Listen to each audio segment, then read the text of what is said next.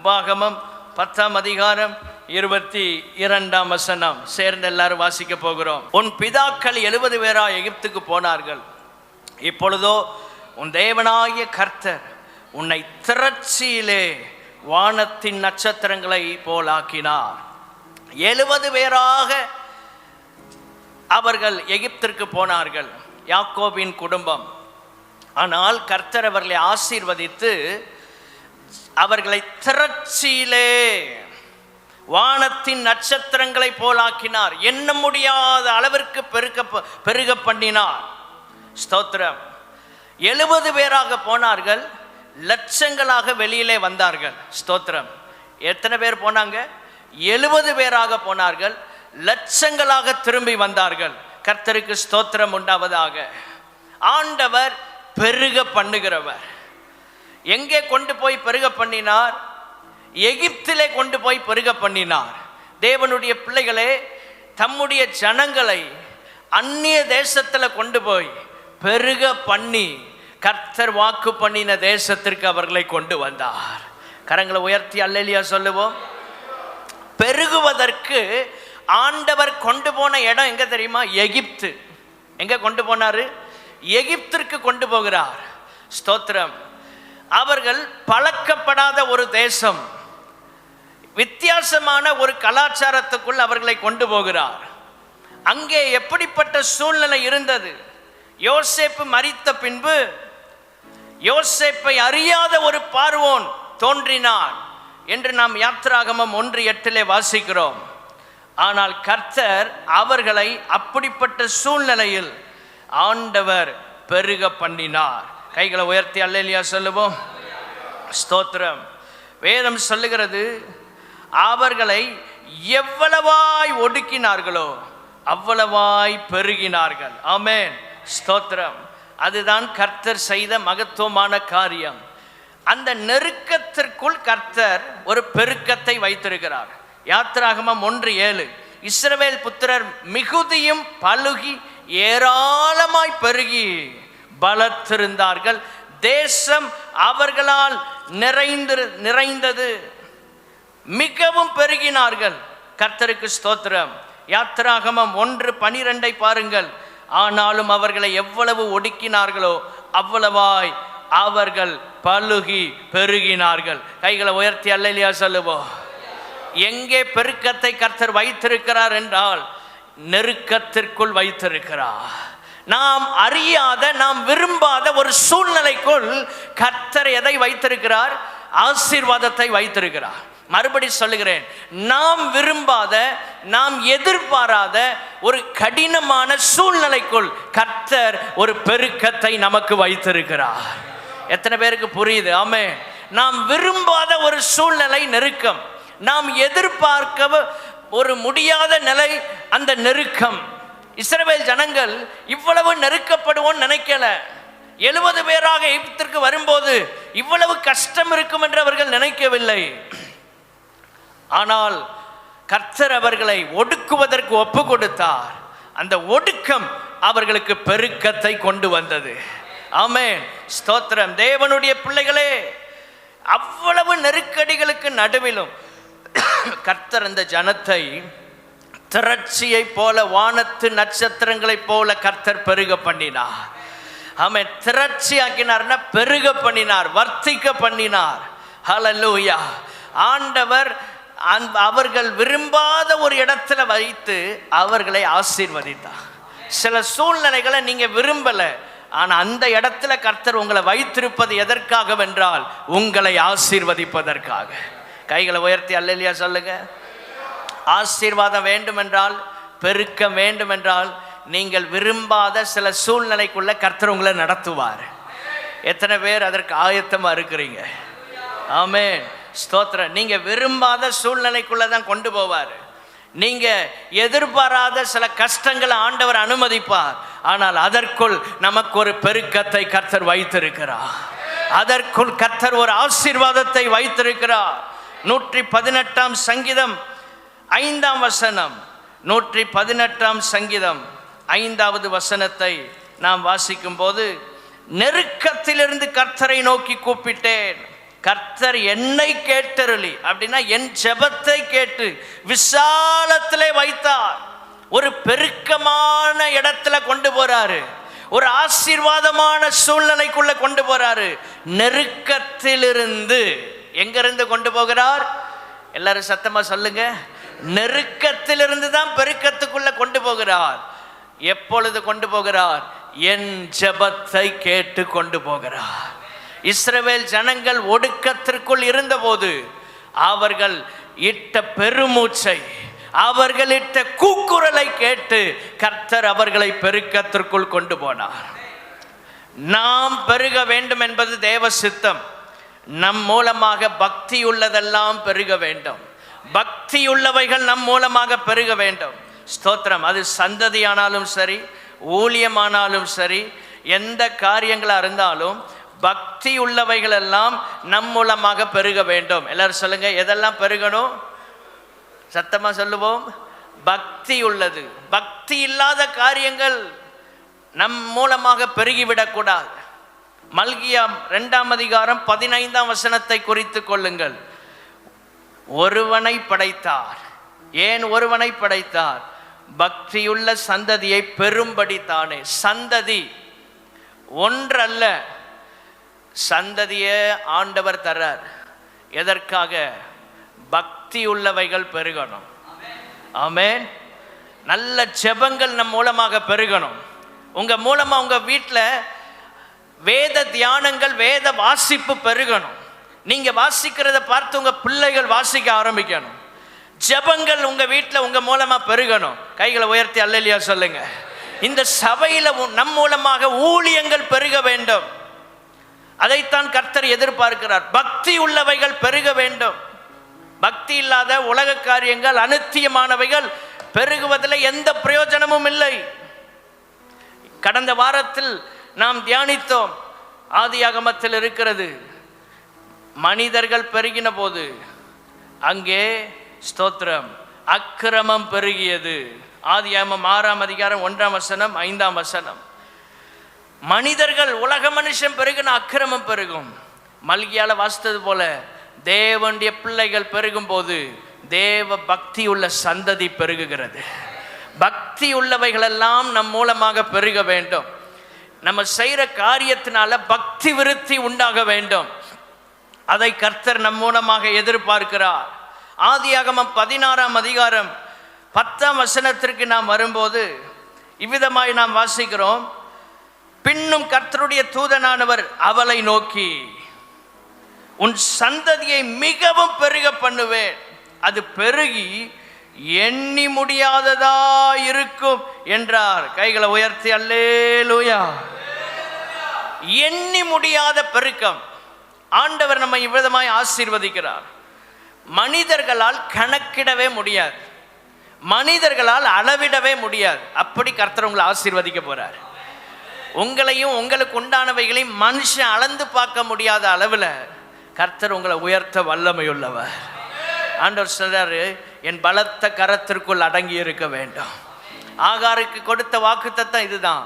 ஆனால் கர்த்தர் அதே நேரத்தில் சொல்றாரு, ஆகாரே நீ போய் உன் நாச்சியார் அண்டைக்கு போய் திரும்பி போய் அங்கே என்ன செய், அவள் கையின் கீழ் அடங்கி இரு என்று ஆதியாகமம் 16:9 நாம் வாசிக்கிறோம். கர்த்தருக்கு ஸ்தோத்திரம் உண்டாவதாக. இன்றைக்கு கர்த்தர் நம்மோடு பேசுகிற செய்தி பெருக்கத்திற்கான நோக்கம். நம்மை கர்த்தர் பெருக செய்வதற்கான நோக்கம் இருக்கிறது. எதையும் கர்த்தர் சாதாரணமாக, அவர் தற்செயலாக ஒரு விபத்து போல ஒன்றை செய்வதில்லை. கர்த்தர் எல்லாவற்றையும் முன் குறித்திருக்கிறார். ஹல்லேலூயா. முன் குறித்திருக்கிறார். தயவு செய்து கர்த்தருடைய வார்த்தையை நல்ல கவனிங்க. கர்த்தருக்கு மகிமை உண்டாவதாக. முன் குறித்திருக்கிறார். தேவனுடைய பிள்ளைகளே ஸ்தோத்திரம். பெருக்கத்திற்கு ஒரு நோக்கம் இருக்கிறது. ஆண்டவர் நம்மை பெருக செய்வதற்கு, நம்மை ஆண்டவர் பெருக வைத்ததற்கு ஒரு நோக்கம் இருக்கிறது. யோவான் எழுதின சுவிசேஷம் 2ஆம் அதிகாரம் 11ஆம் வசனத்திற்கு நாம் வரும்போது, யோவான் 2:11, இவ்விதமாக இயேசு இந்த முதலாம் அற்புதத்தை கலிலேயாவில் உள்ள கானா ஊரிலே செய்து தம்முடைய மகிமையை வெளிப்படுத்தினார். அவருடைய சீஷர்கள் அவரிடத்தில் விசுவாசம் வைத்தார்கள். கடைசி பகுதி எல்லாரும் சேர்ந்து வாசிங்க. தயவு செய்து பைபிள் எடுக்கணும் எல்லாரும், இல்லைன்னா நீங்கள் ஸ்க்ரீனில் பார்த்தாவது வாசிக்க உங்களை அன்பாய் கேட்கிறேன். கர்த்தருக்கு ஸ்தோத்திரம். அவருடைய சீஷர்கள் அவரிடத்தில் விசுவாசம் வைத்தார்கள். ஸ்தோத்திரம். விசுவாசம் வைத்தார்கள் அவருடைய சீஷர்கள். அப்போ ஆண்டவர் இந்த கானா ஒரு கல்யாண வீட்டில் திராட்சரசம் இல்லாத போது ஆண்டவர் 6 கற்சாடிகளை கொண்டு வந்து அதை தண்ணியினால் நிரப்பி ஆண்டவர் திராட்சரசத்தை பெருக பண்ணினார். ஆமென். தேவைக்கு மட்டும் கொடுக்கல, தேவைக்கு அதிகமாக ஒரு பெருக்கத்தை கர்த்தர் கொடுத்தார். ஹல்லேலூயா, ஸ்தோத்திரம். கர்த்தர் கொடுக்கிறது ருசி உள்ளதா இருக்கும். ஆண்டவர் தர்ற ஆசீர்வாதம் ரொம்ப சுவை உள்ளதா இருக்கும். கர்த்தர் உங்க வாழ்க்கையில கொடுக்கிற ஒன்று ரொம்ப மகிமையானதா இருக்கும். நாம முயற்சி செய்து பெறுவதை விட, நாம சம்பாதித்து முன்னேறுவதை விட அவர் கிருபையினால் நமக்கு தருகிறது எல்லாம் ரொம்ப மேன்மையுள்ளதா இருக்கும். அதனால தான் இங்க சொல்லப்பட்டிருக்கு, யோவான் 2ஆம் அதிகாரம் 10ஆம் வசனத்தில், எந்த மனுஷனும் முன்பு நல்ல திராட்சரசத்தை கொடுத்து ஜனங்கள் திருப்தி அடைந்த பின்பு ருசி குறைந்ததை கொடுப்பான். அப்ப முன்னால கொடுத்தது அந்த குக்கெல்லாம் சேர்ந்து அவங்க ப்ரிப்பேர் பண்ணது, அவங்க சமையல்காரங்க செய்தது. ஆனா அதை விட ஆண்டவர் கொடுத்தது ரொம்ப சுவையுள்ளதா இருந்தது. கர்த்தர் தர்றது வேணுமா அல்லது உங்க முயற்சியில நீங்க பெற போறீங்களா? உங்க வாழ்க்கையில நீங்கள் முயற்சி செய்வது அவசியம். ஆனால் கர்த்தர் இல்லாம, அவருடைய துணை இல்லாம, அவருடைய கிருபை இல்லாம, அவருடைய அனுக்கிரகம் இல்லாமல் நாம சொந்த பலத்தில் நிற்கும் போது தோல்வியை நாம் சந்திப்போம். கர்த்தருக்கு ஸ்தோத்திரம். ஆகவே நல்ல ரசத்தை கர்த்தர் கொடுக்கிறார். முதல் குறிப்பு, கர்த்தரிடத்தில் விசுவாசம் வைப்பதற்காக ஆண்டவர் நம்மை பெருக பண்ணுகிறார். கர்த்தர் செய்த அற்புதம் எதற்காக? அவரிடத்தில் அவர்கள் சீஷர்கள் விசுவாசம் வைக்க வேண்டும். நாம் கர்த்தருடைய வார்த்தையை விசுவாசிக்க வேண்டும் என்பதற்காக ஆண்டவர் பெருக்கத்தை நம்முடைய வாழ்க்கையில கொண்டு வருகிறார். சீஷர்கள் அதை கண்டபோது விசுவாசத்தை அவர் மேல் வைத்தார்கள். இன்றைக்கு ஏதோ ஒரு காரியத்தின் மேல் உங்க நம்பிக்கையை வைத்திருந்தால் இன்றைக்கு அதை எடுத்து விசுவாசத்தை கர்த்தர் மேல் வைக்க கர்த்தர் கிருபை தருவாராக. அசைக்க முடியாததுன்னு நீங்க நினைக்கிறதெல்லாம் கர்த்தர் அசைப்பாரு. ஏதோ ஒன்றை நீங்க நம்பிக்கொண்டு இதுதான் என் சோர்ஸ் அப்படின்னு நினைச்சீங்கன்னா அதை கர்த்தர் அசைப்பார். ஏனென்றால் நாம் கர்த்தரிடத்தில் விசுவாசம் வைக்க வேண்டும். கைகளை உயர்த்தி அல்லேலூயா சொல்லலாமா? உங்க விசுவாசம் யார் மேல இருக்கணும்? கர்த்தர் மேல இருக்கணும். அதைத்தான் கர்த்தர் விரும்புகிறார். ஸ்தோத்திரம். விசுவாசிப்பதற்காகவே அற்புதங்களை செய்கிறார். யோவான் 4ஆம் அதிகாரம் 48ஆம் வசனத்தில் நாம் வாசிக்கிறோம், நீங்கள் அடையாளங்களையும் அற்புதங்களையும் காணாவிட்டால் விசுவாசிக்க மாட்டீர்கள்.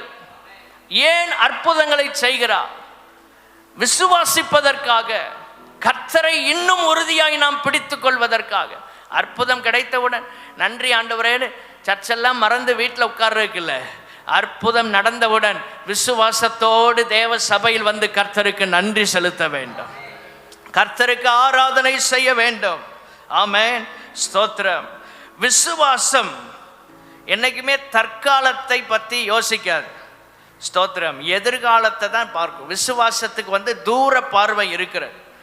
விசுவாசத்திற்கு தூர பார்வை இருக்கிறது. அப்படிதான் விசுவாசம் பார்க்கும். ஆனால் அவிசுவாசம் எப்பொழுதுமே தற்காலத்தை மட்டும் பார்க்கும். நிகழ்காலத்தையே பார்த்துட்டு இருக்கும். இன்னைக்கு என்ன பிரச்சனை, இன்னைக்கு என் வாழ்க்கையில என்ன நடக்கு, இதே தான் அவிசுவாசத்துக்கு இருக்கிற ஒரு கேரக்டர், ஒரு குணம். ஆனா விசுவாசம் எப்படி? விசுவாசத்தின் தன்மை தூரத்தை பார்க்கக்கூடிய கிருபை இருக்கிறது. இன்னும் 10 வருஷம் கழிச்சு என்ன நடக்க போகிறது என்பதை பார்ப்பதுதான் விசுவாசம். எபிரேயர் 11:1 விசுவாசமானது நம்பப்படுகிறவைகளின் உறுதியும் காணப்படாதவைகளின் நிச்சயமா இருக்கிறது. கைகளை உயர்த்தி அல்லேலூயா சொல்லலாமா? அதுதான் விசுவாசம். விசுவாசம் நிகழ்காலத்தை குறித்து கவலைப்படாது. எதிர்காலத்தை பற்றி யோசிக்கும். எபிரேயர் 11ஆம் அதிகாரம் 9வது வசனம். எபிரேயர் 11ஆம் அதிகாரம் 9ஆம் வசனம். விசுவாசத்தினாலே அவன் வாக்குத்தத்தம் பண்ணப்பட்ட தேசத்திலே பரதேசியை போல சஞ்சரித்து அந்த வாக்குத்தத்தத்திற்கு உடன் சுதந்திரராகிய ஈசாக்கோடும் யாக்கோபோடும் கூடாரங்களிலே குடியிருந்தான் என்று சொல்லப்பட்டிருக்கிறது. ஸ்தோத்திரம். அது எப்பொழுதுமே எதிர்காலத்தை தான் பார்க்கும். வாக்குத்தத்தம் பண்ணப்பட்ட தேசத்தில் அவன் ஏன் பரதேசியை போல சஞ்சரிக்கிறான்? ஏன் அப்படிப்பட்ட ஒரு நிலையில் வாழுகிறான்? 10ஆம் வசனத்தில் பாருங்க. ஏனெனில் தேவன் தாமே கட்டி உண்டாக்கின அஸ்திபாரங்களுள்ள நகரத்துக்கு அவன் காத்திருந்தான். அதுல தான் சத்தியமே இருக்கு. அவன் பரதேசியா வாழ்ந்தது ஒன்றும் இல்லாம இல்லை, ஏதோ ஒன்றும் இல்லாம மாதிரி காண்பிக்க வேண்டும் என்பதற்காக அல்ல. அங்கே சொல்லப்பட்டிருக்கிறது, தேவன் கட்டி உண்டாக்கின அஸ்திபாரங்கள் உள்ள ஒரு நகரம் வரப்போகிறது. எத்தனையோ வருஷத்துக்கு முன்னால வாழ்ந்த ஆபிரகாமுக்கு இந்த தரிசனம் இருக்கிறது. என்ன தரிசனம்? தேவன் கட்டுகிற ஒரு ராஜ்யம் வரப்போகிறது. அதற்காக அவன் காத்திருந்தான். அந்த நகரத்திற்காக அவன் எதிர்காலத்தில் எத்தனையோ நூற்றாண்டுகள் கடந்து நடக்க போகிறத அன்றைக்கே அவன் பார்த்தான். அதுதான் விசுவாசம். கைகளை உயர்த்தி அல்லேலூயா சொல்லுவோம். ஆபிரகாம் வாழ்ந்த காலம் ஆதியாகமத்தின் காலம், நாம் வாழ்கிற காலம் கடைசி காலம். எத்தனை வருஷம் உருண்டோடி போய் விட்டது. ஆனால் ஆதி பரிசுத்தவான் ஆபிரகாமுக்கு இருந்த ஒரு விசுவாச பார்வை என்னவென்றால், தேவன் கட்டுகிற ஒரு நகரம் எனக்காக ஆயத்தமாக்கப்பட்டு கொண்டிருக்கிறது, நான் அதற்கு காத்திருக்கிறேன். ஆமென். இன்னைக்கு எதற்காக நம்ம காத்திருக்கிறோம்? விசுவாசம் தான் சொன்னேன். தூர பார்வை உண்டு. இன்னைக்கு இருக்கிறதையே யோசிக்காது. இன்னைக்கு என்ன நடக்கும், இன்னைக்கு என்ன சாப்பிட்றது, அதெல்லாம் ஆண்டவர் பார்ப்பாரு. சிலர் யோசிப்பாங்க, இன்னைக்கே சாப்பாட்டுக்கு வழி இல்லை, நான் உன்னை ஆசீர்வதிப்பேன்னு ஏன் ஆண்டவர் வாக்குத்தத்தம் கொடுக்கிறார்? ஆபிரகாமுக்கு அப்படிதான் ஒரு கேள்வி இருந்திருக்கலாம். உன் சந்ததியை பெருக பண்ணுவேன், நட்சத்திரங்களை போல பெருக பண்ணுவேன், கடற்கரை மணலை போல பெருகுவார்கள். ஆனா பிள்ளையே இல்லையே.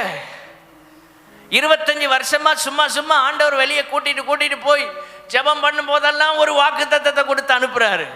சர்ச்சுக்கு வரும்போதெல்லாம் ஒரு வாக்குத்தத்தத்தை கொடுத்து அனுப்புறாரு.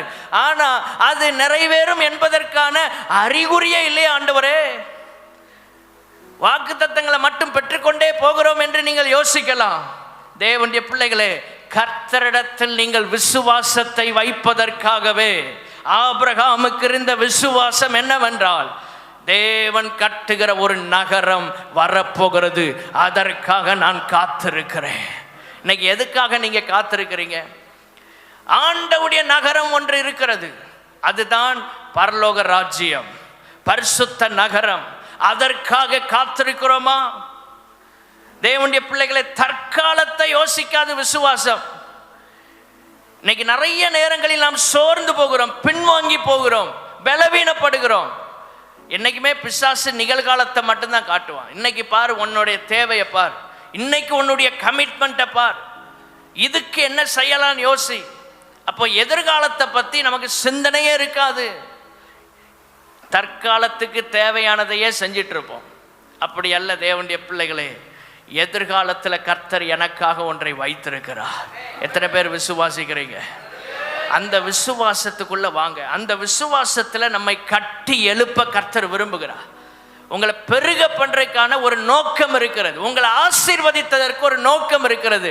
நீங்கள் ஆசீர்வாதத்தின் மேல் நம்பிக்கை வைக்க அல்ல, பெருக்கத்தின் மேல் விசுவாசம் வைக்க அல்ல, கர்த்தர் மேல் நீங்கள் விசுவாசம் வைக்க வேண்டும். கைகளை உயர்த்தி அல்லேலூயா சொல்லுவோம். ஆசீர்வாதத்தையும் பெருக்கத்தையும் பார்த்தவுடன் உங்க நம்பிக்கையை அதன் மேல வச்சிடாதீங்க, கர்த்தர் மேல உங்க விசுவாசத்தை வைக்கணும். நல்ல ரசத்தை ருசி பார்த்து விட்டு சீசர்கள் ஆசீர்வாதத்தின் மேல நம்பிக்கையை வைக்கல, மாறாக சீசர்கள் அவரிடத்தில் விசுவாசம் வைத்தார்கள். எல்லாரும் சொல்லுங்க, அவரிடத்தில் விசுவாசம் வைத்தார்கள். அதுக்கு தான் விசுவாசம். நம்ம அவரிடத்துல வைக்கிறதுக்கு தான் விசுவாசம். இந்த நம்பிக்கை, இந்த விசுவாசமும் வேற பக்கம் திரும்பிடக்கூடாது. எதிர்காலத்தை குறித்து யோசிக்கும். விசுவாசம் எப்பவுமே தூர பார்வை உள்ளது. ஹல்லேலூயா. நாம் இன்றைக்கு கர்த்தரை தரிசித்து ஆராதிக்கல, விசுவாசித்து ஆராதிக்கிறோம். இன்னைக்கு ஆண்டவர் நம்ம முன்னால வந்து நேரடியாக நின்று காட்சி கொடுத்தனால நம்ம கை உயர்த்தி ஆராதிக்கல. ஆமென், ஸ்தோத்திரம். அவரை விசுவாசிக்கிறனால நாம் அவரை ஆராதிக்கிறோம். அதனால தான் கர்த்தர் இயேசு சொன்னார் தோமாவை பார்த்து, தோமாவே, நீ என்னை கண்டதினால் விசுவாசிக்கிறாய், ஆனால் என்னை காணாமல் விசுவாசிக்கிறவர்கள் பாக்கியவான்கள். இயேசு தோமாவை பார்த்து சொல்லுகிறார், ஸ்தோத்திரம், நீ என்னை கண்டதினால விசுவாசிக்கிறாய், என் விழாவில் கையை போட்டனால விசுவாசிக்கிற, ஆனால் காணாதபடி என்னை விசுவாசிக்கிற பாக்கியவான்கள். யோவான் 20:29 நீ என்னை கண்டதுனால விசுவாசி. ஏதோ ஒன்றை செய்தனால அல்ல, நேரடியா வந்து நின்றனால அல்ல. ஆண்டவரே ஸ்தோத்திரம், உம்மை பார்க்காவிட்டாலும் நாங்கள் உம்மை விசுவாசிக்கிற கிருபையை தந்ததுக்காய் உமக்கு ஸ்தோத்திரம். 12 சீஷர்களுக்கு இல்லாத ஒரு பாக்கியம் என்ன? நாம் அவரை பார்க்காமல் அவரை விசுவாசிக்கிறோம். அவர்களுக்கு இருந்த பாக்கியம் என்ன? அவரை பார்த்து விசுவாசிக்கிற பாக்கியம் கிடைத்தது. பார்த்து விசுவாசித்தாலும் சரி, பார்க்காமல் விசுவாசித்தாலும் சரி, கர்த்தரிடத்தில் நம்முடைய விசுவாசத்தை வைக்க வேண்டும். சாது சுந்தர் சிங் அதிகாலை நேரத்தில் உண்மை கடவுள் எனக்கு வெளிப்படாவிட்டால் வரப்போகிற இந்த ரயிலில் விழுந்து நான் தற்கொலை செய்து மறித்து விடுவேன் என்று தன் அறை கதவை அதிகாலையில் திறந்த நேரத்தில் இயேசு கிறிஸ்து சிலுவையில் அடிக்கப்பட்டவராக அந்த தரிசனத்தை அவருக்கு காண்பித்த போது சாது சுந்தர் சிங் இயேசுவை ஏற்றுக்கொண்டார். ஆமென். இந்தியாவின் அப்போஸ்தலன் என்று சரித்திரத்தில் அவர் இடம் பெற்றிருக்கிறார். தேவனுடைய பிள்ளைகளே, அநேகருக்கு தம்மை வெளிப்படுத்தி தரிசனத்தின் மூலமாக, சொப்பனத்தின் மூலமாக தம்மை வெளிப்படுத்தின ஆண்டவர் இன்னைக்கு ஒருவேளை நமக்கு தரிசனத்தின் சொப்பனத்தின் மூலமா மற்ற காரியங்களை வெளிப்படுத்தலாம். அவரை ஒருவேளை இதுவரை வெளிப்படுத்தாமல், அவரை பார்க்காமல் இருக்கலாம். ஆனால் காணாமல் இருந்தும் அவரை விசுவாசிக்கிறோமே, இது மிகப்பெரிய ஆசீர்வாதம். கைகளை உயர்த்தி அல்லேலூயா சொல்லுவோம். விசுவாசிக்கிற ஒருவரால ஆண்டவர் பெருக்கத்தை கொண்டு வருகிறார். எபிரேயர் 11:11 12 குறித்து கொள்ளுங்கள். நீங்க வீட்டில் போய் வாசிங்க. சரீரம் செத்து போய் விட்டது, ஆனால் 12 ஆனபடியால் சரீரம் செத்தவன் என்று எண்ணத்தகும் ஒருவனாலே அதான் ஆபிரகாமாலே வானத்தில் உள்ள பெருக்கமான நட்சத்திரங்களைப் போலவும் கடற்கரையில் உள்ள எண்ணிறந்த மணலை போலவும் மிகுந்த ஜனங்கள் பிறந்தார்கள். ஒருவனாலே 11 முதல் வார்த்தை. அந்த ஒருவன் எப்படிப்பட்டவன்? விசுவாசம் உள்ளவன் என்று சொல்லப்பட்டிருக்கிறது. விசுவாசம் உள்ள ஒருவரால ஆமென் கர்த்தர் பெருக்கத்தை கொண்டு வருகிறார். உங்க வீட்டில் ஒரு ஆள் நீங்க விசுவாசத்துல உறுதியா இருங்க. அப்ப மற்றவங்க எல்லாம் விசுவாசத்துல இருக்க வேண்டாம்னு சொல்லல. நீங்கள் விசுவாசத்துல உறுதியா இருந்தா முழு குடும்பத்தை நீங்க ஆதாயப்படுத்த முடியும். கைகளை உயர்த்தி அல்லேலூயா சொல்லலாமா? விசுவாசம் உள்ள ஒருவனால இதெல்லாம் செய்ய முடியும். நான் தனி ஆளா இருக்கிறேன். என் குடும்பத்துல நான் மட்டும்தான் பாஸ்டர் ரட்சிக்கப்பட்டிருக்கிறேன். மற்றவங்க எல்லாம் சர்ச்சுக்கே வரல. என் கணவர் சர்ச்சுக்கு வர்றாரு, ஆனா ஜெபமே பண்ண மாட்டாரு. நான் மட்டும்தான் கொஞ்சம் விசுவாசத்தில் இருக்கிறேன். பரவாயில்ல, அந்த ஒருவனால கொண்டு கர்த்தர் ஒரு பெருக்கத்தை உண்டாக்க முடியும். ஜெபிக்கிற உங்க ஒருவரால உங்க குடும்பத்தில் ஒரு மாற்றத்தை கொடுக்க கர்த்தரால் முடியும். ஜெபிக்கிற ஒரு கணவரால மனைவிய ரட்சிப்புக்குள் நடத்தி சபைக்குள்ள கொண்டு வர கர்த்தர் கிருபை செய்வார். உங்க விசுவாசத்தினால் நீங்கள் எதையும் சாதிக்க முடியும். ஹல்லேலூயா, ஸ்தோத்திரம். எபிரேயர் 11:16 நீங்கள் வரும்போது இந்த 11 அதிகாரத்தை பிரசங்கம் பண்ணா மாத கணக்கில் நம்ம பிரசங்கிக்கலாம். அவ்வளவு சத்தியங்கள் ஆவியானவர் வைத்திருக்கிறார். அதை அல்ல, அதிலும் மேன்மையான பரம தேசத்தையே விரும்பினார்கள். எதை விரும்பினார்கள்? அதிலும் மேலான பரமதேசம். இப்போ விசுவாசத்திற்கு மேலான எதிர்பார்ப்பு இருக்கிறது. எல்லாரும் சொல்லுங்க, விசுவாசத்திற்கு மேலான எதிர்பார்ப்பு இருக்கிறது. ஸ்தோத்திரம். குறிப்பெடுக்கிற எல்லாருக்காய் கர்த்தருக்கு ஸ்தோத்திரம். தொடர்ந்து நீங்கள் எடுக்கணும். எல்லாருமே குறிப்பெடுத்தா ரொம்ப ஆசீர்வாதம். இந்த செய்திகள் எல்லாம் உங்களுக்கு பிரயோஜனமாக இருக்கும். கர்த்தருக்கு ஸ்தோத்திரம். இந்த வாரத்தில் உங்களை ஆண்டவர் நடத்துறது இந்த செய்தியிலிருந்து தான் நடத்துவார். ஆகவே இந்த செய்தியை நீங்கள் குறிப்பெடுத்து வச்சிங்கன்னா இந்த வாரத்தில் எவ்வளோ போராட்டம் வந்தாலும் ஜெயிச்சிடலாம். ஹல்லேலூயா, ஸ்தோத்திரம். தேவனுடைய பிள்ளைகளே, ஒரு எதிர்பார்ப்பு இருக்கிறது விசுவாசத்திற்கு. அது சாதாரண எதிர்பார்ப்பு அல்ல, ஆர்டினரி எக்ஸ்பெக்டேஷன் அல்ல, ஒரு ஸ்பெஷலா மேலான மகிமையான ஒரு எதிர்பார்ப்பு இருக்கிறது. சாதாரணதை எதிர்பார்க்காதீங்க. ஆண்டவர்கிட்ட, ஆண்டவரே இன்னைக்கு ஒரு நேரம் சாப்பாடு தாரும், அதுக்கு எனக்கு ஆசீர்வாதம் கேட்காதீங்க. என் வாழ்நாளெல்லாம் மகிழ்ந்து களி கூறும்படி கர்த்தர் என்ன ஆசீர்வதிங்கப்பா, நீங்க என்ன நடத்துவீங்க. ஆமென். மேலானதை எதிர்பார்க்கணும். அவர் ஒவ்வொரு நாளும் தேவையானதை தருவார். நம்முடைய எதிர்பார்ப்பு மேலானதா இருக்கணும். மேலானது என்று சொல்லும் போது உலகத்துக்குரியதோட நின்றாதீங்க. மேலானதுன்னா பரலோகத்துக்குரியது. ஆமென். அதை எதிர்பாருங்கள். ஆண்டவரே இன்னும் கொஞ்ச நேரம் ஜெபம் பண்ணணும், ஒரு எதிர்பார்ப்பு வருதா? ஆண்டவரே சர்ச்சுக்கு சீக்கிரமா வரணும், எனக்கு ஒரு எதிர்பார்ப்பு இருக்கு, எல்லா கூட்டத்துக்கும் வந்துடணும், அப்படி ஒரு எதிர்பார்ப்பு வரணும் உங்களுக்குள்ள. தான் மேலான எதிர்பார்ப்பு. ஒருவேளை உங்களுக்கு வயதாக இருக்கலாம், பலவீனமாக இருக்கலாம், ஆதி நாட்களில் வந்திருக்கிறீங்க. இப்போ ஒருவேளை உங்கள் சரீர சூழ்நிலை இடம் கொடுக்காம இருக்கலாம். வீட்டில இருந்து ஜெபம் பண்ணுங்க. ஆனால் மற்ற எல்லாரும் முயற்சி எடுங்க. ஆண்டவரே நாங்கள் என்ன செய்யணும்?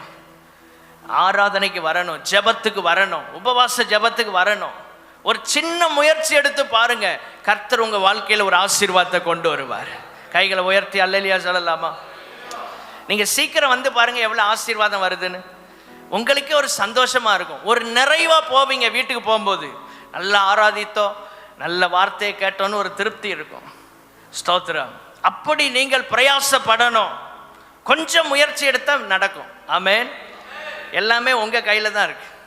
கர்த்தருக்கு ஸ்தோத்திரம் உண்டாவதாக. விசுவாசத்திற்கு மேலான எதிர்பார்ப்பு இருக்கிறது. நாம் எதிர்பார்க்கிறது போல் கர்த்தரும் எதிர்பார்க்கிறார். நீங்க அவர்கிட்ட மேலானதை எதிர்பார்க்கிறீங்க, அவரும் நம்மிடத்தில் ஒன்றை எதிர்பார்க்கிறார். ஹல்லேலூயா. அவருடைய கனத்தை அவருக்கு கொடுக்கணும், அவருக்கு கொடுக்க வேண்டிய மரியாதை அவருக்கு நாம் கொடுக்கணும். இதெல்லாம் கர்த்தருடைய எதிர்பார்ப்பு. ஸ்தோத்திரம். வேதத்தில் மல்கியா தீர்க்கதரிசியின் புஸ்தகம் 1ஆம் அதிகாரம் 6ஆம் வசனத்தை குறித்து கொள்ளுங்கள்.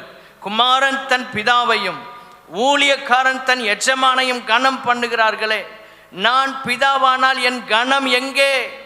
ஆண்டவர் கேட்கிறார். நான் பிதா, நான் தான் கடவுள், நான் தான் தேவன் சொல்றீங்களே, எனக்கு கொடுக்கிற கனம் கொடுக்குறீங்களா? ஆண்டவர் கேட்கிறார். நான் எஜமானால் எனக்கு பயப்படும் பயம் எங்கே? ஆண்டவர் கேட்கிறாரு. இந்த வசனத்தை தயவு செய்து பாருங்கள். கர்த்தர் தான் உங்களோட பேசி கொண்டிருக்கிறார். கர்த்தர் தமது நாமத்தை அசட்டை பண்ணுகிற ஆசாரியர்கள், ஊழியம் செய்யறவங்களே அசட்டை பண்ணிட்டாங்க. இன்னைக்கு நிறைய நேரம் ஸ்தோத்திரம், நிறைய நம்ம கற்றுக்கொள்ளும் போது நமக்கு ஒரு அசால்ட் வந்துடுது. அப்படி இல்லை. தேவனுடைய பிள்ளைகளே, கர்த்தருக்கு கொடுக்கிற கனத்தை நாம் கொடுக்க வேண்டும். ஆமென். கர்த்தருக்கு கொடுக்கிற மரியாதையை நம்ம கொடுக்கணும். 7 மணி ஆராதனைனா 7 மணிக்கு ஆண்டவர் இந்த இடத்துல இருப்பார். நம்ம அவருக்கு எவ்வளோ கனம் கொடுக்குறோம் அதை பொறுத்து கர்த்தர் நம்மளை ஆசீர்வதிப்பார். கைகளை உயர்த்தி அல்லேலூயா சொல்லுங்க. ஸ்தோத்திரம். கொஞ்சம் முயற்சி எடுங்களேன், கொஞ்சம் ஒரு சிறிய பிரயாசம் எடுத்து பாருங்க, உங்களால் முடியும். கர்த்தர் உங்களை ஆசீர்வதிப்பார். ஹல்லேலூயா. சிலர் பலவீனத்திலையும் வயதான சூழ்நிலையிலும் வர்றீங்க, கர்த்தர் உங்களை ஆசீர்வதிப்பார். ஒருவேளை அவங்க சற்று பலவீனத்தினால தாமதமாக வந்திருக்கலாம், பிரச்சனை இல்லை. ஆனால் கர்த்தர் நமக்கு நல்ல சுகத்தை கொடுத்திருக்கிறார், நல்ல ஆரோக்கியத்தை கொடுத்திருக்கிறார், நல்ல வயதையும் தந்திருக்கிறார். ஹல்லேலூயா. கவர்மெண்ட்டே 60 வயசில் தான் என்னது ரிட்டையர்மெண்ட் கொடுக்குறாங்க. ஸ்தோத்திரம். ஓய்வே அப்போந்தான். அப்போ அதுக்கு முன்னால் வரைக்கும் என்ன செய்யலாம்? நல்லா ஓடலான்னு அவனுக்கே தெரியுது. கர்த்தருக்கு ஸ்தோத்திரம். நமக்கு எக்ஸ்கியூஸே கிடையாது. கர்த்தருக்கு ஸ்தோத்திரம் உண்டாவதாக. கொஞ்சம் முயற்சி எடுங்க ஆண்டவர் காரியத்தில். ரொம்ப பெருசாக நீங்கள் செய்யணும்னு ஆண்டவர் எதிர்பார்க்கல. அட்லீஸ்ட் ஆண்டவர் கொடுக்குற அந்த கனத்தை கரெக்டாக கொடுத்தா. ராத்திரி பகல உங்களை ஊழியத்தில் கூட்டு பயன்படுத்தலை. உங்களால் முடிந்தது நீங்கள் ஈடுபடும் போது கர்த்தர் உங்களை ஆசீர்வதிப்பார். இதெல்லாம் எதற்கு சொல்கிறேன்னா, ஒரு பாஸ்டர் தான் சொல்ல முடியும். உங்கள் வாழ்க்கையில் ஆசீர்வாதம் வரணும். நீங்கள் சர்ச்சுக்கு வந்துட்டு அப்படியே வெறுமையாக போயிட்டு இருக்கக்கூடாது. சர்ச்சுக்கு வந்து ஆசீர்வாதத்தை பார்க்காம இருந்தால் எங்களுக்கு தான் கஷ்டமாக இருக்கும். ஆண்டவரே, நாங்கள் என்ன ஊழியம் செய்கிறோம், எங்கள் மக்கள் கஷ்டப்படுறாங்க, எங்கள் மக்கள் வறுமையில் இருக்கிறாங்க. அப்போ ஆண்டவர் சொல்கிற சத்தியத்தை சொன்னா தான் கஷ்டத்திலிருந்து விடுதலை பெற முடியும், கடன்ல இருந்து விடுதலை பெற முடியும். ஒரு அல்லேலூயா சொல்லாமா? ஆண்டவர் கொடுக்கிற கனத்தை கொடுத்தா கர்த்தர் நமக்கு தர்றதை கரெக்டா தருவார்.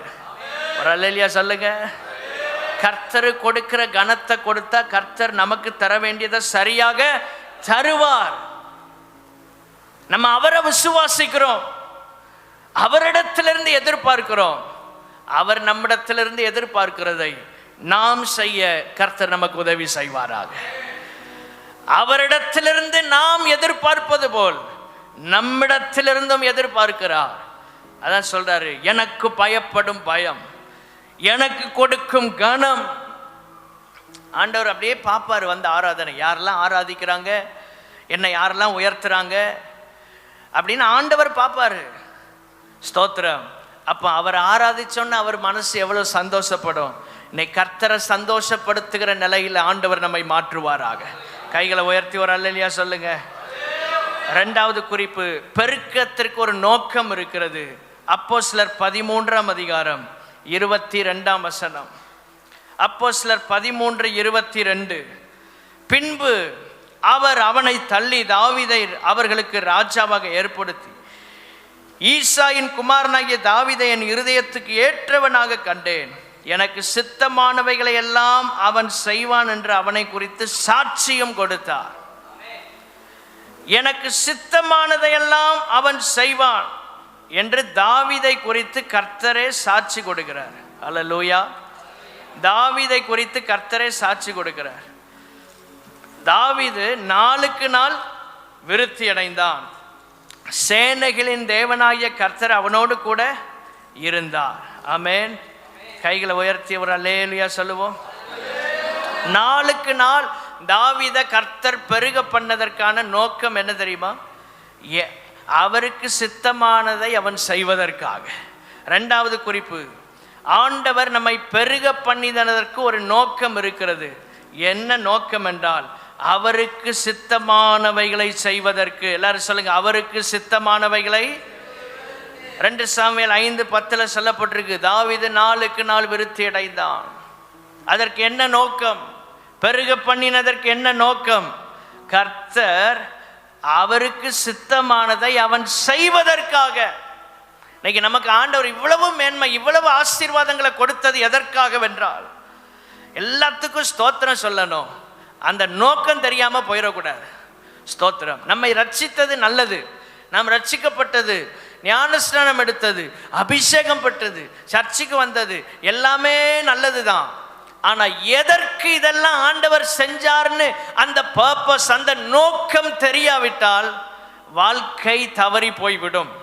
இன்னைக்கு அநேகர் நோக்கத்தை அறியாதனால வீழ்ச்சி அடைந்து போகிறார்கள். அப்போ அவருக்கு சித்தமானவைகளை நாம் செய்வதற்காக கர்த்தர் நம்மை பெருக பண்ணுகிறார். உங்களை என்னை கர்த்தர் ஆசீர்வதிப்பது எதற்காக? நம்முடைய சித்தத்தை செய்வதற்கல்ல, அவருக்கு சித்தமானவைகளை செய்வதற்காக. கைகளை உயர்த்தி அந்த கிருபை ஆண்டவரை எங்களுக்கு தாங்கப்பா. எல்லாரும் கேட்போமா? வலது கரத்தை உயர்த்தி, ஆண்டவரே உமக்கு சித்தமானவைகளை எல்லாம் நாங்கள் செய்வதற்கு கர்த்தர் எங்களுக்கு கிருபை தருவீராக. ஹல்லேலூயா. பரிபூர்ண சித்தத்திற்குள் பரிபூர்ண ஆசீர்வாதங்கள் இருக்கிறது. எல்லாரும் சொல்லுங்க, பரிபூர்ண சித்தத்திற்குள். எல்லாரும் சொல்லுங்களேன், பரிபூர்ண சித்தத்திற்குள் பரிபூர்ண ஆசீர்வாதங்கள் இருக்கிறது. கர்த்தர் உங்களை ஆசீர்வதிப்பார். பரிபூர்ண சித்தத்துக்கு ஒப்பு கொடுத்தா பரிபூர்ண ஆசீர்வாதத்தை பெற்றுக்கொள்ளலாம். ஹல்லேலூயா. யோனா பரிபூர்ண சித்தத்துக்குள்ள வரல. ஆண்டவர் நினிவேக்கு போக சொல்றாரு. அவன் தர்சீசுக்கு போயிட்டான். திரும்ப அவனால என்ன வருகிறது? கொந்தளிப்பு ஏற்படுகிறது. கொந்தளிப்பு ஏற்படுகிறது. ரட்சிக்கப்படாத ஒரு ஆள் உங்க வீட்டில் இருந்தா அவங்களால பிரச்சனை வரும். ஸ்தோத்திரம். ரட்சிக்கப்படாத ஆள் உங்க குடும்பத்தில் இருந்தாங்கன்னா நிறைய சோதனைகள் வந்துட்டே இருக்கும். அதனால்தான் நானும் என் வீட்டாருமோ வென்றால் கர்த்தரையே சேவிப்போம். ஹல்லேலூயா. எல்லாரும் ரட்சிப்புக்குள்ள வந்துடணும். எல்லாரும் ரட்சிப்புக்குள்ள வந்துடணும். உங்க குடும்பத்தில் இதுவரை ரட்சிக்கப்படாம சர்ச்சுக்கு வராம இருந்தாங்கன்னா ஸ்பெசிஃபிக்கா, முக்கியமா, குறிப்பா அவங்க பேரை எழுதி வச்சு ஒரு டைரியில எழுதி தினமும் கை வச்சு ஜெபம் பண்ணுங்க. கர்த்தர் அவர்களை ரட்சிப்பார். யாரெல்லாம் சர்ச்சுக்கு வரணும்னு நீங்க நினைக்கிறீங்களோ, ஒரு ஆளையும் கொண்டு வரணும்னு நினைக்கல பாஸ்டர் அப்படிக்கீங்களா? நீங்க எல்லாம் ரொம்ப நல்லவங்க நினைக்கிறீங்க. ஸ்தோத்திரம். உங்களுக்கெல்லாம் நினைவு இருக்கு நிறைய பேர் சர்ச்சுக்கு வரணும்னு. அதனால அவங்க பேரெல்லாம் எழுதி வைங்க, ஜெபம் பண்ணுங்க. இந்த வருஷம் முடியறதுக்குள்ள கர்த்தர் உங்களை கொண்டு வருவார். ஆமென். ஸ்தோத்திரம். நம்முடைய ஜெபத்திற்கு வல்லமை இருக்கிறது. இதுதான் அவருடைய சித்தம். எல்லா மனுஷரும் ரட்சிக்கப்படணும். சத்தியத்தை அறிவை அடைய வேண்டும் என்று அவர் சித்தமுள்ளவராய் இருக்கிறார். 1 தீமோத்தேயு 2:4 சொல்லப்பட்டிருக்கிறது. இதெல்லாம் அவருடைய பொதுவான சித்தம். எல்லாம் ரட்சிக்கப்படணும். அதுக்கப்புறம் நம்முடைய வாழ்க்கை குறித்த அவருடைய சித்தம். இப்படி நம்ம தனித்தனியா பிரித்து பார்க்கலாம். அது ஒரு தனி செய்தி. தேவனுடைய பிள்ளைகளே, அவருக்கு சித்தமானவைகளை நாம் செய்ய வேண்டும் என்பதற்காக கர்த்தர் நம்மை ஆசீர்வதித்து பெருக பண்ணியிருக்கிறார். எல்லா ஆசீர்வாதமும் வந்தவுடனே நமக்கு விருப்பமானதை செஞ்சுட்டு இருக்க கூடாது. அவரிடத்துல கேட்கணும். ஒரு அருமையான வார்த்தை பைபிளில் சொல்லப்பட்டிருக்கிறது. எஸ்தரின் புஸ்தகம் ஸ்தோத்திரம் 2:20. எஸ்தர் 2:20. எஸ்தர் மொர்தெகாய் தனக்கு கற்பித்திருந்தபடி தன் பூர்வோதரத்தையும் தன் குலத்தையும் தெரிவிக்காதிருந்தால், எஸ்தர் மொர்தெகாய் இடத்திலே வளரும்போது அவன் சொற்கேட்டு நடந்தது போல இப்பொழுதும் அவன் சொற்கேட்டு நடந்து வந்தாள். அதுதான் முக்கியமான ஒன்று. குறித்து கொள்ளுங்க. மொர்தெகாய் இடத்துல எஸ்தர் தகப்பனும் தாயும் எஸ்தருக்கு கிடையாது. வளர்ப்பு தகப்பன் தான் மொர்தெகாய். இவளை பாதுகாத்து இவனை ஆளாக்கி கொண்டு வந்தது தான் அவன். இவளை கஷ்டப்பட்டு தான் வளர்க்கிறான். ஏன்னா அவனே அரண்மனை முற்றத்தில் தான் வேலை பார்க்குறான். ஆனால் கவர்மெண்ட் ஜாப் இருந்துச்சு, அரசாங்க உத்தியோகம். இவளை கஷ்டப்பட்டு உயர்த்தி கொண்டு வர்றான். ஆகவே எஸ்தர் இடத்துல இருந்த ஒரு முக்கியமான குணாதிசயம், மொர்தெகாய் தன்னை கஷ்டப்பட்டு வளர்க்கும் போது அவன் சொல்றதெல்லாம் கேட்டு எப்படி மண்டையாட்டி நடந்தாலோ அதுபோல ராஜாத்தியாக உயர்த்தப்பட்ட போதும் மொர்தெகாயின் வார்த்தையை கேட்டு நடந்தாள். கைகளை உயர்த்தி ஆமேன்னு சொல்லுங்க. ஒரு சின்ன ஜெபத்தை செய்வோம். ஆண்டவரே, எவ்வளவு கஷ்டத்தில் நாங்கள் இருக்கும்போது உங்கள் வார்த்தையை கேட்டு நடந்தது போல எங்களை நீங்கள் ஆசீர்வதித்து உயர்த்தும் போதும் உங்கள் வார்த்தைக்கு கீழ்ப்படிந்து நடக்க கர்த்தர் கிருபை தருவீராக. கைகளை உயர்த்தி நல்ல சத்தமா ஒரு அல்லேலூயா சொல்லலாமா? ஆண்டவரே, எவ்வளவு பணங்கள் எங்கள் கையில் வந்தாலும் உங்கள் வசனத்துக்கு நாங்கள் கீழ்ப்படிவோம். எவ்வளவு பெருக்கம் வந்தாலும் கீழ்ப்படிவோம். எவ்வளவு உயர்வு வந்தாலும் கீழ்ப்படிவோம். ப்ரமோஷனுக்கு மேல ப்ரமோஷன் வந்தாலும் உங்களுக்கு நாங்க கீழ்ப்படிவோம் ஆண்டவரே. ஆமென். எவ்வளவு மேன்மையான இடத்துல கொண்டு போய் வச்சாலும் எஸ்தரை போல ஆரம்பத்தில் கீழ்ப்படிந்தது போல உயர்த்தப்படும் போதும் கீழ்ப்படிந்திருக்க எங்களுக்கு கிருபை தருவீராக. ஹல்லேலூயா. தாழ்வுல, கஷ்டத்துல, உபத்திரவத்துல கீழ்ப்படிவது எளிது. ஏன்னா வேற வழியே கிடையாது. எஸ்தருக்கு மொர்தெகாயை விட்ட இப்போ வேற ஆதரவு இல்லை, பாதுகாப்பு இல்லை, துணை இல்லை. ஆனால் இப்போ மொர்தெகாயினுடைய உதவியே தேவையில்லை.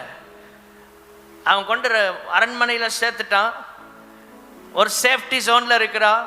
உயர்த்தப்பட்ட ஸ்தானத்துக்கு வந்துட்டான். ராஜா கண்கள்லையும் தயவு இருக்கு, பிரச்சனையே இல்லை. ஆனாலும் மொர்தெகாயை மறக்கலை, அவன் சொல்கிறத அப்பவும் கேட்டு நடந்தா. அதுதான் எஸ்தர். ஆண்டவரே, எல்லா சூழ்நிலைகளும் எங்களுக்கு சாதகமாக இருந்தாலும் உங்களுக்கு கீழ்ப்படிந்து நடக்க எங்களுக்கு கிருபை தாங்க ஆண்டவரே. இஸ்ரவேல் ஜனங்களுக்கு நெருக்கத்தையே கர்த்தர் வச்சாரு. காரணம் என்னன்னா, அடிக்கடி தவறுனாங்க. இந்த நெருக்கம் உபத்திரம் உங்களை சரி பண்ணிகிட்டே இருந்த ஆண்டவரே, எங்களுக்கு எல்லாம் சேஃப்டி ஜோனில் இருந்தாலும் உங்களுக்கு மாத்திரம் உண்மையாக கீழ்ப்படி எங்களுக்கு கிருபை கொடுங்கப்பா. உங்கள் வசனத்துக்கு கீழ்ப்படிய, ஊழியக்காரர்களுக்கு கீழ்ப்படிய கிருபை தாங்க ஆண்டவரே.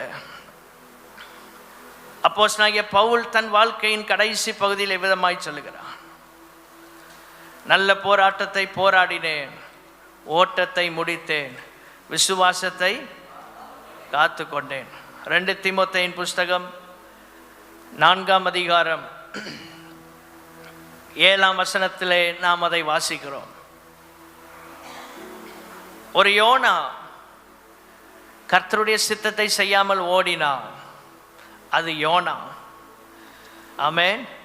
கர்த்தருடைய சித்தத்தை செய்யாமல் ஓடினான், அவன் யோனா. நினிவேக்கு போனான், தர்சீசுக்கு போனான். நினிவேக்கு போய் என்றால் எங்கே போனான்? தர்சீசுக்கு போக கப்பல் ஏறினான். அவன் சித்தத்தின்படி அதை முடிக்க முடியவில்லை. ஆரம்பத்தில் நல்லா தான் இருந்துச்சு. இன்னைக்கு அநேக நேரம் கர்த்தருடைய சித்தத்தை நம்ம தவறும் போது உடனே ஒன்றும் தெரியாது, உடனே பிரச்சனை வராது. ஸ்தோத்திரம். எல்லாம் சாதகமாக இருந்துச்சு. சில நேரங்களில் நீங்கள் எப்படி ஜெபம் பண்ணுவீங்க, ஆண்டவரே உங்களுக்கு சித்தமானா இந்த காரியம் எனக்கு வாய்க்கிறதுக்கு உதவி செய்யும். நீங்கள் அப்படி ஜெபம் பண்ணி பாருங்கள், அது ஒருவேளை வாய்க்கலாம், ஆனால் அது ஆண்டவர் சித்தமாக இருக்குமாங்கிறத சந்தேகப்படணும். யோனா ஒருவேளை அப்படி ஜபிச்சிருந்தான்னு வைங்களேன், ஆனால் அவனுக்கு தெரியும் நினிவே தான் தேவ சித்தன்னு. ஆனால் ஒருவேளை அப்படி ஜெபம் பண்ணாலும் அங்கே பாருங்க, அவன் ஜபித்தபடி ஒருவேளை ஆண்டவரே அனுமதி கொடுத்தது போல தர்சீசுக்கு போகிறதுக்கு எல்லாம் வாய்க்க பண்ணினார். சிலர் இப்படி தான் ஜெபம். இவங்க ஒரு ஸ்ட்ராங் டிசிஷன் எடுக்கிறதுக்கு முடியாமல் ஆண்டவர் பக்கம் தள்ளிடுவாங்க. ஆண்டவரே உமக்கு சித்தமான இதை வாய்க்க பண்ணும். அது அநேக நேரங்களில் நாம் எஸ்கேப் ஆகிற மாதிரி தான் இருக்கு. நமக்கு ஆண்டவர் சொல்றாரு இதுதான் தேவ சித்தம், ஆனால் அதை செய்யாமல் ஆண்டவரே இந்த இடத்துக்கு நான் போகிறது உங்கள் சித்தம் இல்லைன்னா நீரே தடுத்து போடும். ஆண்டவர் தடுக்கவே மாட்டார். ஏன்னா நமக்கு தெரியும் அது தேவ சித்தம் இல்லை. அவர் எப்படிங்க தடுப்பார்? கையை காலை பிடிச்சி கட்டுறதுக்கு நம்ம என்ன குழந்தைகளா? ஒருவேளை இந்த ஜெபத்தை இதுவரை செய்து கொண்டிருந்தால் இன்றைக்கு நம்முடைய ஜெபத்தில் கர்த்தர் ஒரு மாற்றத்தை தருவாராக. ஆண்டவரே உமக்கு சித்தம் இல்லைன்னா அங்கே கொண்டு போகாதீங்க, அப்படி ஜெபம் பண்ணாதீங்க. ஒரு நாளும் அப்படி ஒரு நாளும் ஜெபிக்காதீங்க. ஆண்டவரே உங்கள் சித்தத்தின்படி நடப்பதற்கு எனக்கு கிருபை தாரும் என்று நீங்கள் ஜெபிங்க. அதுதான் சரியான ஜெபம். ஆண்டவர் அங்கே அனுமதிச்சாரு, விட்டுட்டாரு, அவன் போயிட்டான். உடனே ஒன்றும் தெரில. போகும்போது அவன் நல்லா உறங்குறான். சுற்றி இருந்த அத்தனை பேருக்கும் பிரச்சனை. சில நேரம் தேவ சித்தத்துக்குள்ளே நம்ம வரலன்னா நம்ம நல்லா தான் இருப்போம், நம்மளை சுற்றிலும் புயல் காற்று அடிச்சிட்டு இருக்கோம். கடைசியில் ஆண்டவரே காமிச்சு கொடுத்தாரு, சீட்டு போட்டு யோனா பேர் கரெக்டாக மாட்டிட்டு. ஸ்தோத்திரம். அடித்தட்டில் உறங்கினாலும் ஆண்டவர் நம்மளை கரெக்டாக காமிச்சு கொடுத்துருவார். தேவ சித்தத்துக்குள்ளே நம்மளை கொண்டு வர்றதுக்கு அவர் என்ன பாடுனாலும் படுவார். ஆனால் கொஞ்சம் நம்மளையும் பாடுபடுத்துவார். அது ரெண்டாவது. நம்ம தெரிஞ்சு தவறு செஞ்சோன்னா கண்டிப்பாக நம்மளை பாடுபடுத்தி தான் சரி பண்ணுவார். கைகளை உயர்த்தி ஆமென் சொல்லுங்க. முதல் ஆராதனையிலே இப்படி ஒரு வார்த்தை, ஆண்டவர் இதுதான் சத்தியம். தேவனுடைய பிள்ளைகளே, தெரிந்து நம்ம தேவ சித்தத்தை செய்யலைன்னா கொஞ்சம் கொஞ்சம் பாடுபடுத்தி தான் நம்மளை கரெக்ட் பண்ணுவார். அதுக்கு தான் மீன் வயிறு கொண்டு போய் நெருக்கத்தில் இருந்து அவன் ஜெபம் பண்ணுறான். ஆண்டவரே ஆண்டவரேன்னு ஜெபம் பண்ணுறான். யோனா தீர்க்கதரிசியின் புஸ்தகம் 2ஆம் அதிகாரம் 2ஆம் வசனம். அந்த வசனத்தை தான் நம்ம அடிக்கடி ஜெபத்தில் சொல்கிறோம். என் நெருக்கத்தில் நான் கர்த்தரை நோக்கி கூப்பிட்டேன், அவர் எனக்கு உத்தரவு அருளினார். ஏன் இந்த நெருக்கம்? ஆண்டவர் சித்தத்தை அறிந்தும் செய்யாத தீர்க்கதரிசி, அறிந்தும் செய்யாத ஒரு மனிதன். அதனால தான் சொன்னேன், டிக்கெட் எடுக்கிறதுக்கு எல்லாம் சாதகமாக இருந்துச்சு. கப்பல் ஏறமுதி கால் தட்டி கீழே விழலை. சில நேரங்களில் இப்படியெல்லாம் சில அடையாளங்களை கர்த்தர் காட்டுவார். தேவையில்லாத ஒரு இடங்களுக்கு ஆண்டவர் விரும்பாத ஒன்று ஒருவேளை நம்ம அறியாமல் போனால் கூட சில அடையாளங்களை காண்பிப்பார். ஏதாவது நடக்கும், புரிஞ்சுக்கணும், ஆண்டவர் நம்மளை தடுக்கிறாரு, பாதுகாப்பாயிடணும். கைகளை உயர்த்தி ஆமேன்னு சொல்லுங்க. ஒரு தேவ மனுஷன் கேரளாவில் ஊழியம் செய்து கொண்டிருந்த நாட்களில் காலையில் ஒரு இடத்துல பிரசங்கம் பண்ணிட்டு சாயங்காலம் இன்னொரு இடத்துக்கு அவர் போகணும். 3 நாட்கள் கன்வென்ஷன். வெள்ளிக்கிழமை காலையில் பிரசங்கம் பண்ணுறாரு. கிட்டத்தட்ட 7 மணிலேருந்து 8 மணி நேரம் ட்ராவல் பண்ணணும் பஸ்ஸில். அப்போ தான் மாலை கூட்டத்தில் அவர் பிரசங்கத்துக்கு போக முடியும். இந்த மனுஷன் பிரசங்கம் முடிஞ்சு ஜனங்களெல்லாம் தொடப்பட்டு அழுறாங்க. இவர் ஒவ்வொருத்தருக்கா ஜெபம் பண்ணிகிட்டே இருந்தார். தீர்க்க தரிசனம் சொன்னார். நேரம் போயிட்டு இன்னும் 10 நிமிஷம் தான் இருக்குது. இவரால் போய் பஸ்ஸை பிடிக்க முடியாது. வேக வேகமாக சாப்பிடாம ஓடுறாரு. பஸ் அதுக்குள்ளே போயிடுச்சு. ரொம்ப வருத்தம். பெரிய கன்வென்ஷன். இவரை ஃபோட்டோலாம் போட்டு வால் போஸ்ட்லாம் கேரளாவை பற்றி சொல்ல வேண்டாம், உங்களுக்கு தெரியும், பிரம்மாண்டமாக நடக்கும் கன்வென்ஷன்கள்லாம். அப்படி கூட்டத்தை மிஸ் பண்ணிட்டோமேன்னு அவர் சரி தாமதமாகி இன்னும் 1 மணி நேரம் கழித்து அடுத்த பஸ்ஸில் ஏறி போனார். அன்னைக்கு கூட்டத்துக்கு அவர் போய் சேர்ந்த நேரம் 9:30 மணி தாண்டிட்டு கூட்டம் முடிஞ்சிருச்சு. கேரளாவில் பிரசங்கியார்களுக்கு பஞ்சமே கிடையாது. அந்த இவர் வராது தெரியாமல் இடத்த நிரப்பிட்டாங்க. கர்த்தருக்கு ஸ்தோத்திரம். 9:30 மணிக்கு போய் இறங்கணுன்னு ஒரு செய்தி வருது. இவர் ஏறி போக வேண்டிய பஸ்ஸு மலை அந்த பள்ளத்தாக்கில் விபத்துக்குள்ளாகி சரிந்து விழுந்து போன அத்தனை பேரும் அவர்கள் இறந்து போனார்கள். ஒருவர் கூட பிழைக்கலை. அப்போ தான் கர்த்தருக்கு முழங்கால் போடிட்டு அந்த தேவ மனுஷன் நன்றி சொன்னார். ஆண்டவரே, சில தடைகள் எங்களை வாழ்க்கையில் கொண்டு வந்ததுக்காய் ஸ்தோத்திரம், என் ஜீவனை காத்ததுக்காய் ஸ்தோத்திரம். இன்னைக்கு நிறைய தடைகள் வருதுன்னு சோர்ந்து போகாதீங்க. உங்க உயிரை கர்த்தர் எங்கேயோ பாதுகாத்துட்டு இருக்கிறாரு. நம்ம ஜீவனை கர்த்தர் பாதுகாத்து கொண்டிருக்கிறார். ஆமே. நமக்கு தெரியாமலேயே நம்மை கர்த்தர் எத்தனையோ ஆபத்திலிருந்து தூக்கி எடுக்கிறாரு. ஒரு அல்லேலூயா சொல்லலாமா? எனக்கு தெரியாம என்னை கர்த்தர் எத்தனையோ ஆபத்திலிருந்து தூக்கி எடுக்கிறார். எதற்காக? அவருக்கு சித்தமானதை செய்வதற்காக. யோனாவே, பெரிய சிக்கல்ல மாட்டிக்கிட்ட.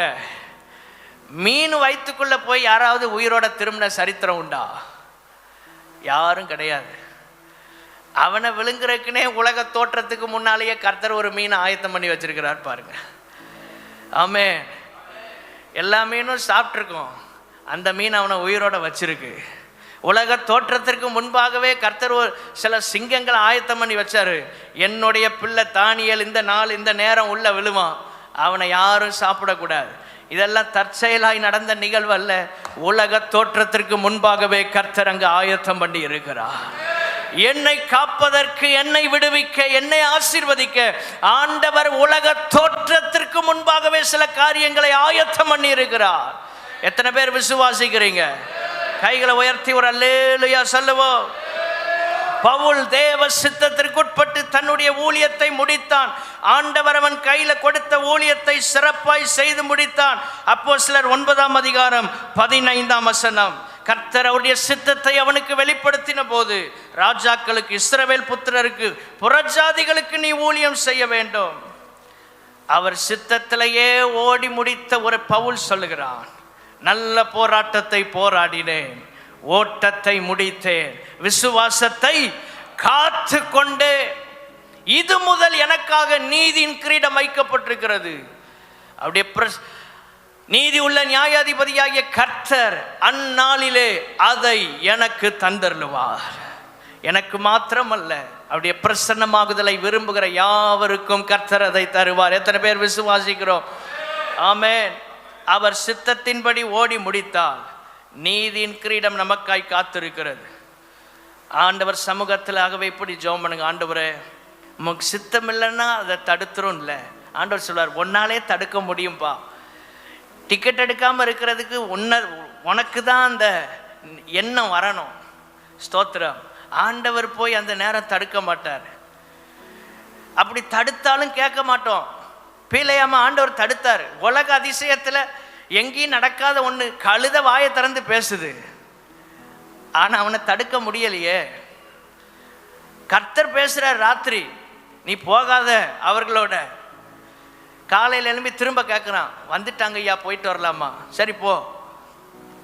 திரும்ப தடுக்கிறாரு. உருவின பட்டயத்தோட தேவதூதன் நிற்கிறான்.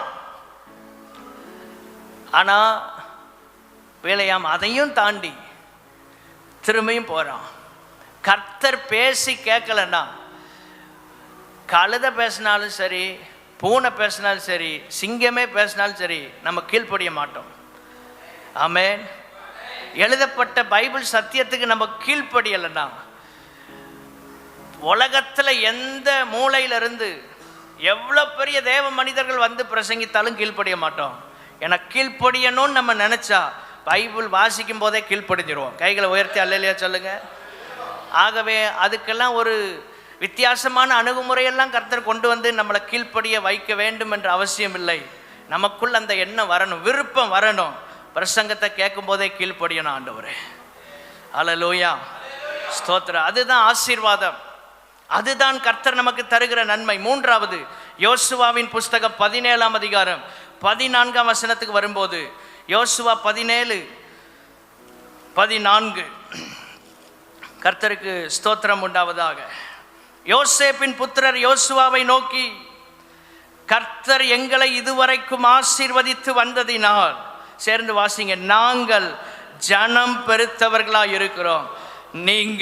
நீர் எங்களுக்கு சுதந்திரமாக ஒரே வீதத்தையும் ஒரே பங்கையும் கொடுத்தது என்ன என்று கேட்டார்கள். யோசேப்பின் புத்திரர் நாங்க எவ்வளவு ஜனம் பெருத்திருக்கிறோம். இதெல்லாம் ஒரு ஆசீர்வாதம், ஜனம் பெருத்த ஆசீர்வாதம். சபையில ஜனங்கள் பெருகணும். ஆமென் சொல்லுங்க. இடம் இல்லை என்று சொல்லக்கூடிய அளவில் கர்த்தர் ஆத்துமாக்களை சபைக்குள்ள கொண்டு வரணும். ஜனங்கள் பெருகுவது கர்த்தருடைய ஆசீர்வாதம். சபையில ஜனங்கள் பெருகிக்கொண்டே இருக்கணும். அதான் ஜனம் பெருத்தவர்கள். எத்தனை பேர் அதை விரும்புறீங்க? ஆமென், ஸ்தோத்திரம். ஜனம் பெருத்தவர்கள் அவங்க சொல்றாங்க, ஆண்டவரே யோசுவாவே, எங்களுக்கு நீர் கொடுத்த பங்கு பத்தாது, ஏன்னா நாங்க அதிகமா இருக்கிறோம், எண்ணிக்கை அதிகம். ஆமென், ஸ்தோத்திரம். எண்ணிக்கை அதிகம். ஒரு நாள் இந்திய அரசாங்கத்துக்கு புரியும் கிறிஸ்தவர்கள் ஜனத்தொகை கூடிக்கொண்டிருக்கிறது என்று. யோசேப்பின் புத்திரர் சொன்னது போல தமிழ்நாட்டில் ஒரு சத்தம் கேட்கணும். என்ன சத்தம்? இயேசுவை ஆராதிக்கிறவர்களுடைய எண்ணிக்கை பெருகி கொண்டிருக்கிறது. இந்தியாவில் ஒரு சத்தம் கேட்க வேண்டும், இயேசுவை ஆராதிக்கிற கூட்டத்தின் எண்ணிக்கை பெருகி கொண்டிருக்கிறது. ஆமென். அப்பதான் எல்லா அதிகாரத்தையும் நிர்ணயிக்கிற ஒரு மகத்துவமான இடத்துக்கு தேவனுடைய பிள்ளைகள் வர முடியும். கைகளை உயர்த்தி அல்லேலூயா சொல்லுங்க. ஜனம் பெருகும் போது எல்லாம் தன்னால வரும். அதிகாரங்கள் வரும் தேவ ஜனத்திற்கு. ஸ்தோத்திரம். அதிகாரங்கள் வரும். நம்மளை தவிர்த்து ஒன்றும் செய்ய முடியாத அளவில் கர்த்தர் தேசத்தில் நம்மளை பெருகப்படணும். அப்படி கர்த்தர் கொண்டு வருவார்னு விசுவாசிக்கிறவங்க ஒரு அல்லேலூயா சொல்லலாமா? இப்போ யோசுவா 17ஆம் அதிகாரம் 17-18 வசனங்களை வாசிக்கும் போது அங்கே சொல்லப்பட்டிருக்கு, யோசேப்பு வம்சத்தாரையும் எப்ராஹிமரையும் மனாசேயரையும் நோக்கி யோசுவா பேசுறான், நீங்கள் ஜனம் பெருத்தவர்கள், உங்களுக்கு மகா பராக்கிரமம் உண்டு. ஒரு பங்கு மாத்திரம் அல்ல, மலை தேசமும் உங்களுடையதாகும். அது காடானபடியினால் அதை வெட்டி திருத்துங்கள். எக்ஸ்ட்ரா கேட்டனால யோசுவா எங்க கொடுத்துட்டான்? மலை தேசத்தை கொடுக்கிறான். அது காடு, ஆனா வெட்டி நீங்க சரி பண்ணிக்கிடுங்க. அப்பொழுது அதன் கடையாந்திரம் மட்டும் உங்களுடையதா இருக்கும். இது கடைசி வரைக்கும் உங்க எல்லை தான், எடுத்துக்கிடுங்க, எவ்வளவு வேணுமோ எடுங்க. ஜனம் பெருகின போது, ஸ்தோத்திரம், அங்கே எல்லைகளை கர்த்தர் விசாலமாக்குகிறார். இங்க சொல்லப்பட்டிருக்கு, கானானியர் இருப்பு ரதங்கள் இருந்தாலும் அவர்கள் பலத்தவர்களாக இருந்தாலும் நீங்கள் அவர்களை துரத்தி விடுவீர்கள். கைகளை உயர்த்தி அல்லேலூயா சொல்லுவோம். ஏன் கர்த்தர் இந்த ஜனத்தை பெருக பண்ணினார்? மூன்றாவது நோக்கம் என்னவென்றால், சத்ருவின் எல்லைகளை சுதந்தரிப்பதற்காக. எல்லாரும் சொல்லுங்க, சத்ருவின் எல்லைகளை சுதந்தரிப்பதற்காக. நம்ம வீட்டு பக்கத்தில் ஏரியாவில் இருக்கிற எல்லைகளை நம்ம சுதந்தரிக்கணும், ஆத்துமாக்களை சுதந்தரிக்கணும். கர்த்தர் அதற்காகத்தான் நம்மை பெருக பண்ணி கொண்டிருக்கிறார். விசுவாசிக்கணும் ஒரு அல்லேலூயா சொல்லலாமா? எங்க ஏரியாவில் இருக்க எல்லாரும் சர்ச்சுக்கு வரணும்னு சொல்றவங்க கை உயர்த்தி ஒரு அல்லேலூயா சொல்லுங்க. ஆமென். நம்ம வீடு, பக்கத்து வீடு, ஏத்த வீடு, சுத்தி இருக்கிறவங்க எல்லாரும் வந்து உங்க பக்கத்துல இருந்தா எவ்வளவு சந்தோஷமா இருக்கும். ஆமென். அப்படி கர்த்தர் ஒரு ஆசீர்வாதத்தை கொடுக்க விரும்புகிறார். பெருக்கம் எதற்காக? சத்ருவின் எல்லைகளை சுதந்தரிக்கணும். ஒவ்வொரு எல்லைகளை பிசாசு பிடிச்சு வச்சிருப்பான், பிசாசு போராடி கொண்டிருப்பான். எல்லைகளை கிரியேட் செய்கிற ஆவிகள், யுத்தங்களை உண்டு பண்ணுகிற ஆவிகள், பிரிவினைகளை உண்டு பண்ணுகிற ஆவிகள், போராட்டங்களை உண்டு பண்ணுகிற ஆவிகள் எல்லாம் மடங்கடிக்கப்படணும். நாம் அதை சுதந்தரிக்க வேண்டும். சத்ருவின் எல்லைகள் காடான பகுதி தான், கடினமான பகுதி தான். ஜபத்தினால, உபவாசத்தினால எல்லைகளை சுதந்தரிப்பதற்கு, சரி செய்வதற்கு கர்த்தர் நமக்கு கிருபை அபிஷேகத்தையும் தந்திருக்கிறார். ஆமென். அங்க சொல்லப்பட்டு காடானவைகளை வெட்டி திருத்துங்கள். அப்படின்னா என்ன அர்த்தம்? கடினமான மக்கள் தான், போராட்டம் நிறைந்த களம் தான். ஜபத்தினாலும் உபவாசத்தினாலும் ஆத்துமாக்களை தேவனண்டை திருப்ப கர்த்தர் நமக்கு கிருபை தருவாராக. எல்லாரும் எழுந்து நின்று கர்த்தரை நோக்கி பார்ப்போம்.